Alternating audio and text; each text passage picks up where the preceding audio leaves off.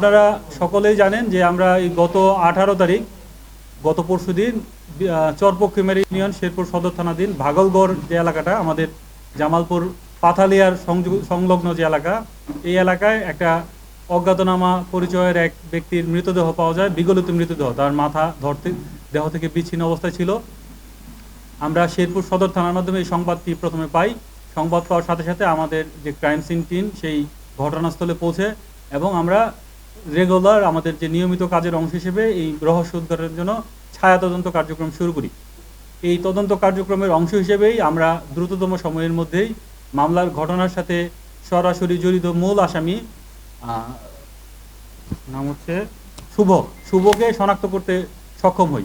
তথ্য প্রযুক্তির সহায়তায় আমরা শুভকে শনাক্ত করার পর তার অবস্থান নিশ্চিত হয়ে তাকে ওই শেরপুর এলাকা থেকে গ্রেপ্তার করি এবং তাকে নিয়ে আসার পর তাকে জিজ্ঞাসাবাদ করলে সে প্রাথমিকভাবে এই ঘটনার সাথে জড়িত আছে এবং সেই হত্যাকাণ্ডটি সংঘটিত করেছে মর্মে আমাদেরকে জানায়। এরপর তার সাথে ব্যাপক জিজ্ঞাসাবাদে সে জানায় যে তার সাথে আরেকজন সহযোগী আসামি ছিল সম্রাট, তাকেও আমরা ওই দিনই গ্রেপ্তার করতে সক্ষম হই। পরবর্তীতে মামলার যে মূল আসামি শুভ, তাকে নিয়ে আমরা মামলার ঘটনাস্থলে যাই এবং ঘটনাস্থলে গিয়ে তার দেখানো মতে সেই নিজেই ঘটনাস্থল থেকে হত্যাকাণ্ডে ব্যবহৃত যে রশি, যে নাইলনের রশি দিয়ে ডিসিজ আলামিন পরিচয় পাওয়া যাওয়ার পর জানা যায় তার নাম আলামিন, তাকে যে হত্যাকাণ্ড সংঘটিত করে গলায় রশি পেঁচিয়ে তাকে হত্যা করে পরবর্তীতে সে নিস্তেজ হয়ে যাওয়ার পর তার পকেটে একটা ছুরি ছিল, সেই ছুরি দিয়ে তার দেহ থেকে তার মাথাটি বিচ্ছিন্ন করে এবং সেই ঘটনাস্থলে আলামিনকে নিয়ে যায় যে মোটর সাইকেলে করে। আমরা জিজ্ঞাসাবাদের এক পর্যায়ে জানতে পারি যে এই মোটর সাইকেলটি তার বন্ধু শান্তর। পরবর্তীতে আমরা এই শান্তর বাসায় যাই এবং সেখান থেকে এই মোটর সাইকেলটি আমরা উদ্ধার করি।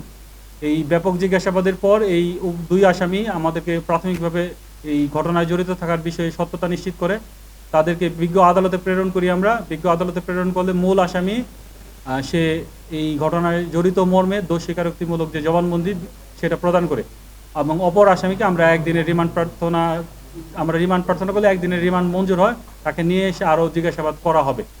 আর এই ঘটনার যে সাক্ষী, মূল সাক্ষী যে শান্ত, সে ঘটনাটা তার বন্ধুর কাছ থেকে জেনেছিল, সে এই ঘটনার সাক্ষী হিসেবে বিজ্ঞ আদালতে স্বীকারোক্তি না বিজ্ঞ আদালতে তার জবানবন্দি প্রদান করেছে। ধন্যবাদ।